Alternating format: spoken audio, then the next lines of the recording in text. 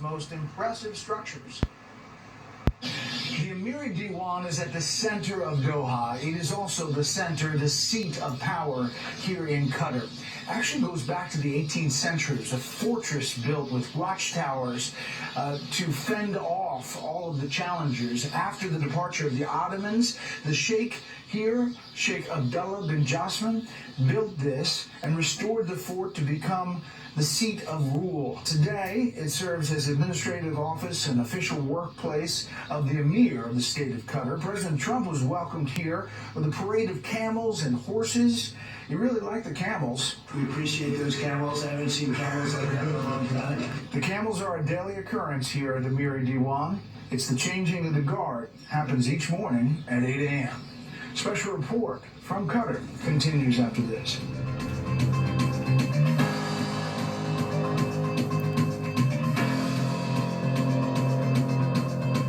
America is in a race with China. The country that dominates in both open and closed source artificial intelligence will define the future. Open source AI is making this game-changing technology available to all, while advancing America's values of freedom and innovation. China's vision is driven by censorship.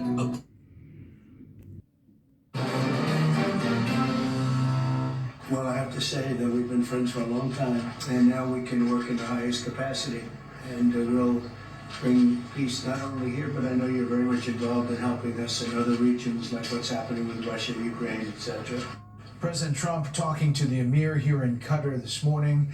We're pleased to be joined by Qatar's Prime Minister, Sheikh Mohammed bin Abdulrahman Al Thani. Mr. Prime Minister, thank you for the time and the generosity. Thank you very much for having me. You know, the President talking to the Emir there, and then the Emir said that the agreements you all signed today have elevated the U.S.-Qatar relationship to, quote, another level.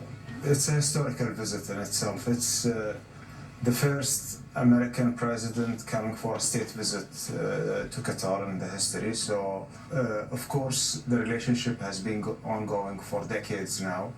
And it's on multi-levels, whether it's on the security, defense, economy, investments, energy, and education, and many other areas.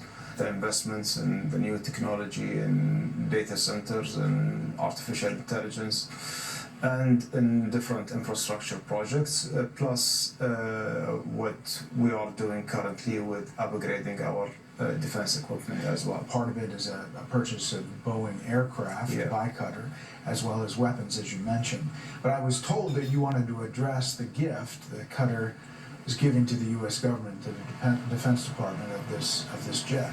Well, I see that this story is making a big story in the news. Look, we've been always there for the U.S. We've been a reliable ally for the U.S. and it's something between the Ministry of Defense in Qatar and the Department of Defense, and it's in the discussion between them and under legal review. Unfortunately, I see that this story is taking a different direction and it's being more politicized while it's a normal government-to-government deal. Yeah, as you know, the president's own party, there are some members who think it's unseemly or it doesn't look right. You know, the president has said numerous times it's going to the Defense Department. It will be retrofitted for Air Force One, while these other Boeing jets are delayed for Air Force One. And he said only a fool would not accept this gift on behalf of our country. Right. First of all, we bought this airplane from an American company. It's basically part of a cooperation that we've been doing a lot together in between Qatar and the United States. So I don't see a point out of this. Did you all talk about it today? No, actually, we didn't bring it up at all. You know, the critics obviously say that Qatar spends a lot of money on a lot of things to try to have an influence in the U.S. The Free Press wrote that Qatar has spent almost $100 billion to establish its legitimacy in Congress, American colleges and universities, U.S. newsrooms, think tanks, and corporations, and billions into purchases of American-made weapons and business investments ranging from U.S. real estate to energy plants. You're very active inside the U.S., and some people look at that as saying trying to buy influence or make up for something you're doing in the region. How do you address that? Well, but look, it's really unfair accusations for Qatar's trying to buy influence. Throughout, the last 25 years or 30 years, you will find Qatar always by the side of the U.S. in many areas and many things. For example, we have 6 American universities operating here in Qatar to provide an American quality education for the people here in the region, and we are offering them the opportunity to have access to this American education, and we are proud of this partnership and this relationship. I don't see any basis for this accusation unless there are some people who are just trying to select who should be a friend of the U.S. and who should not. When you were in the U.S., we talked in the end of January of 2024. You said every day it's getting more concerning and very dangerous. I mean, it was a warning at that time. How do you look at the region right now, today? It's still in a very delicate situation. We are in a very critical moment. We have seen some changes in the region. Of course, there are some positive changes that happened. The war has ended in Lebanon. We have seen the transition happening in Syria. But despite all that, we see that there is a humanitarian catastrophe still ongoing in Gaza, and it's becoming just worse and worse. And of course, even when you are looking at it from an Israeli perspective, the hostages are not freed yet. So this will definitely trigger a sort of reaction that might put the whole region at risk. You were very optimistic about how close a deal between Israel and Hamas on the hostages and possibly ending the war in Gaza was going to be January 2024. Yes. And now it's not. Hamas released the last living U.S. hostage from Gaza, still holds the bodies of 4 slain American Israelis taken during the assault on October 7th, and there are others. Where do you think that stands? And I heard what you said about the humanitarian effort, but do you put the onus on Hamas for still holding those hostages and also, keeping people in harm's way? It's good that you have mentioned the case of Idan Alexander, whom we are happily seeing him free finally. This took us a long, a lot of time and a lot of efforts and a lot of pressure without any exchange, which is basically something has never happened.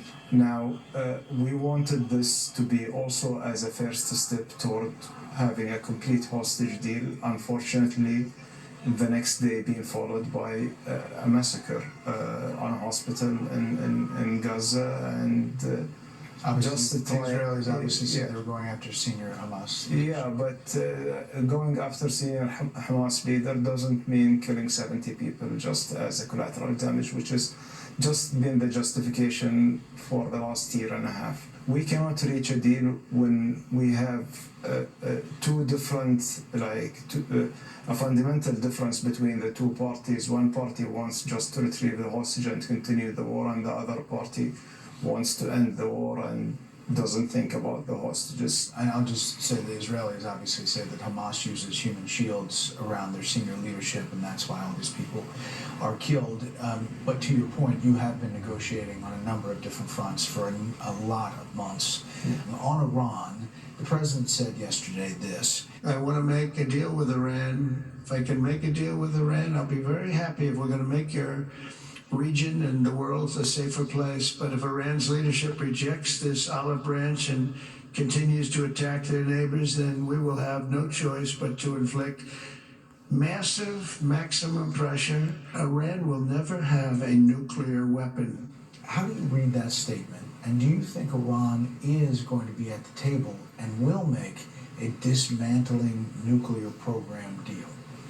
All of us, we agree that we want a nuclear-free region, and we cannot afford a nuclear race in that region, but we need this to be resolved diplomatically. Iran has its right to have a civilian nuclear power, while not also representing any challenge or any threat for anyone in the region. You're always in the middle of the negotiation. You seem to relish that position. And sometimes, people from the outside look at the other side, Hamas or Hezbollah or Muslim Brotherhood, and don't look very favorably to that from the outside, but you seem to be trying to find solutions. You've always said that whenever we've talked. Thank you. Well, but look, it's a complex region that has ancient wars, proxies, a lot of complications that we have nothing to do with, but we inherited that for our region to stabilize. It needs efforts. It needs not only Qatar. It needs a lot of countries to step up and to be open to communicate with everyone. Doesn't mean that there is an endorsement of one side over the other.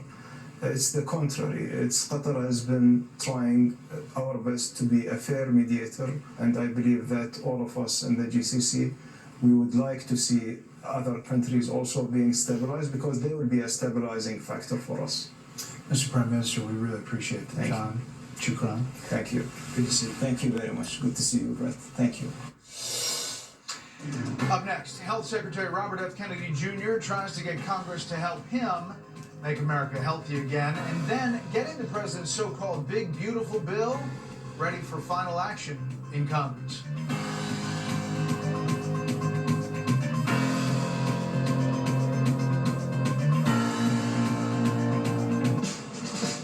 With USPS ground defense. Span.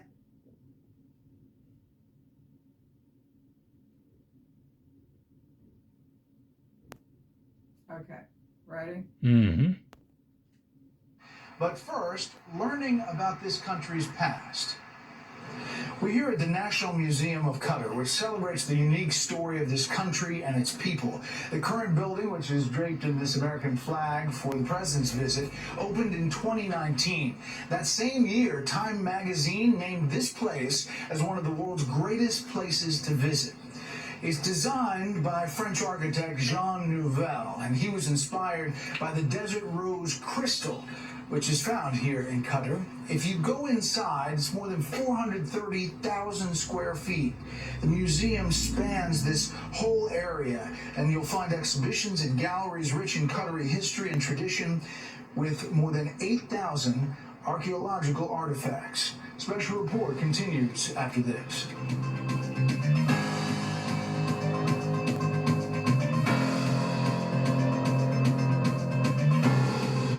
In case you're wondering what's going on. To do with it, we're helping a lot, but Silverado 1500 Turbo. I just want to thank you for the friendship, for the long-time friendship. And again, long before any of this stuff, we just liked each other. That's not a bad thing. That's a good thing. It's good to see all the relationships forming in the Middle East, because the Middle East is really being talked about all over the world, and we're having a lot to do with it. We're helping a lot, but they're doing a tremendous job. President Trump today here in Doha talking to the Emir after a big speech. Didn't get a lot of coverage yesterday in Saudi Arabia, but in the region, it was picked up all over the place, as we talked about last night. This U.S.-Qatar agreement is $1.2 trillion of economic exchange, $96 billion deal between Boeing and Qatar Airways, which should show Boeing aircraft in any pictures about that, but $8.5 billion to advance critical energy infrastructure, investment into U.S. Qatar security. You're talking about potentially, as we head to Abu Dhabi tomorrow, north of $3.5 trillion if all comes together as the president plans, with more to come. With that, let's bring in our panel. Fox News Chief Political Analyst Britt Hume, Susan Page, Washington Bureau Chief at USA Today, and Fox News contributor Hugh Hewitt. Britt, your thoughts about the president's messaging and what he's delivering and getting delivered on in this trip?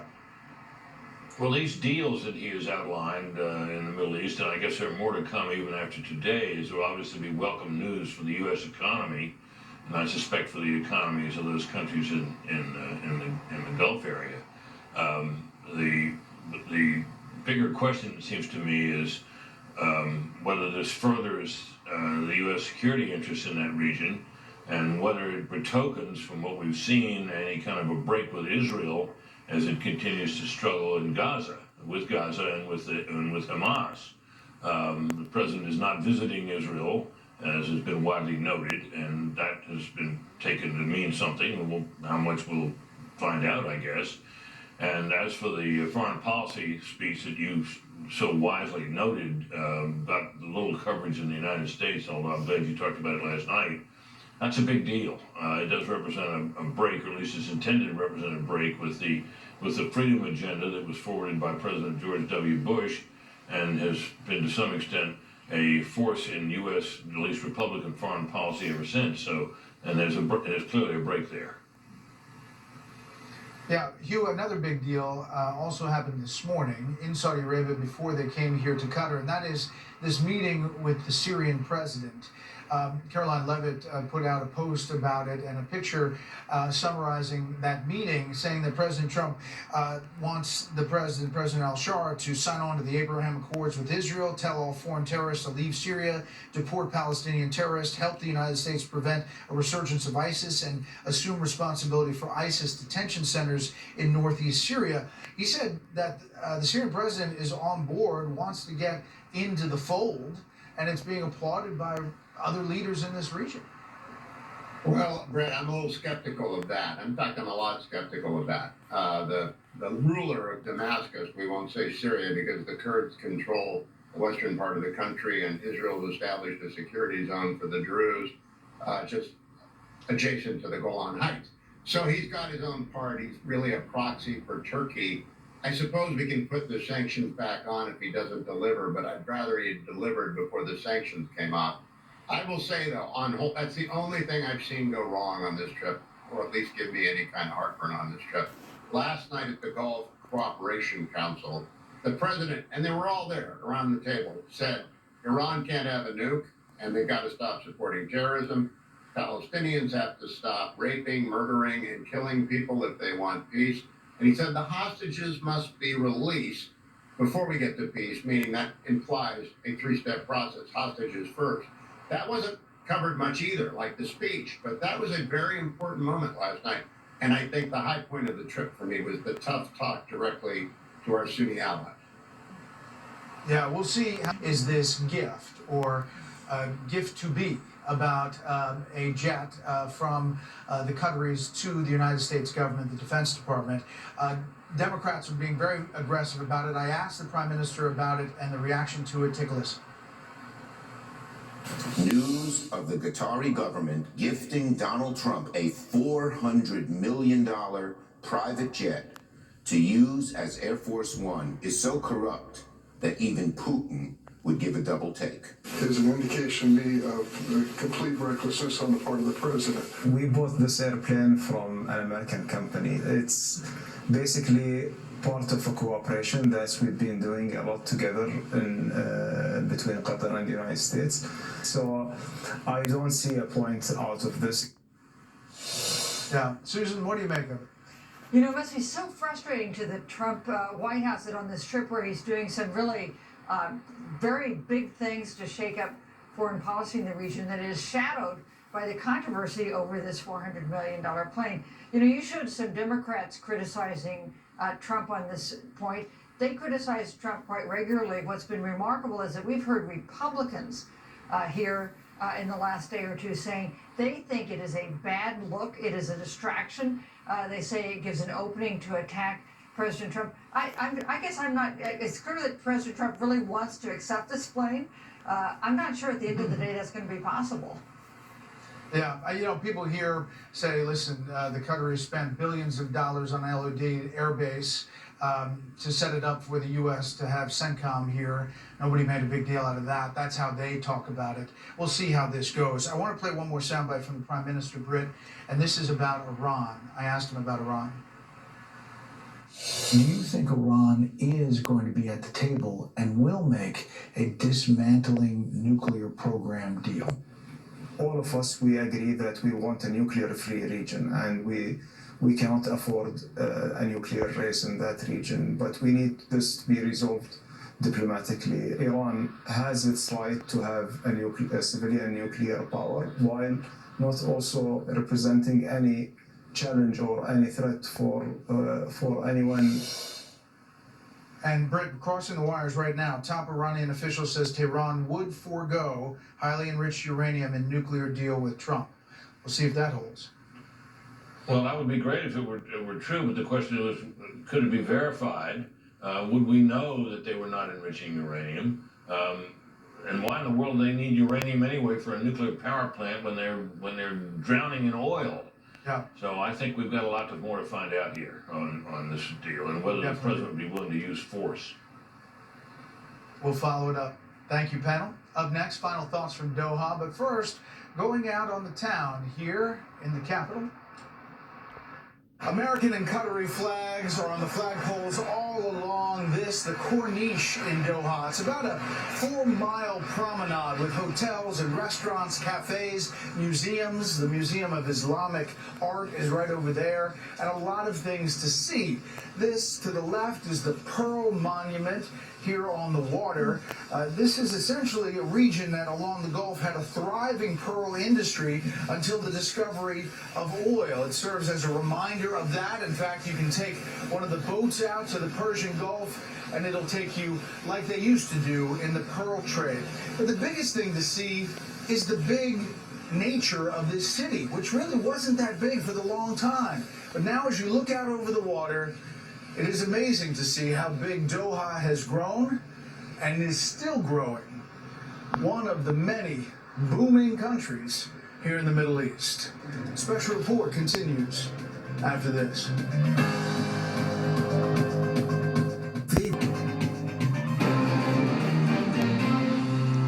Special report leaves here in Qatar at the Emiri Diwan. This again is the Emir's workplace. It's where he welcomes all the dignitaries from around the world. It's where President Trump signed those agreements with the Emir. The president leaves Qatar as he left Saudi Arabia with billions and billions of dollars going into U.S. projects and U.S. companies. Tomorrow we head to Abu Dhabi, the UAE. I'll speak exclusively with the foreign minister there, Abdullah bin Zayed Al Nahyan, ABZ he's known as. We'll talk about how the Emiratis see the U.S. relationship and what exactly they look at for this region.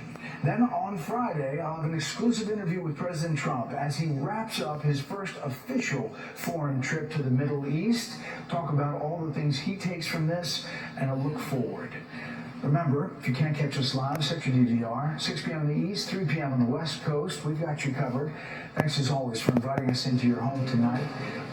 Fair, balanced, and still unafraid. We'll see you tomorrow in Abu Dhabi. The Anger Mangle starts now, but take a look at this place first. See you tomorrow.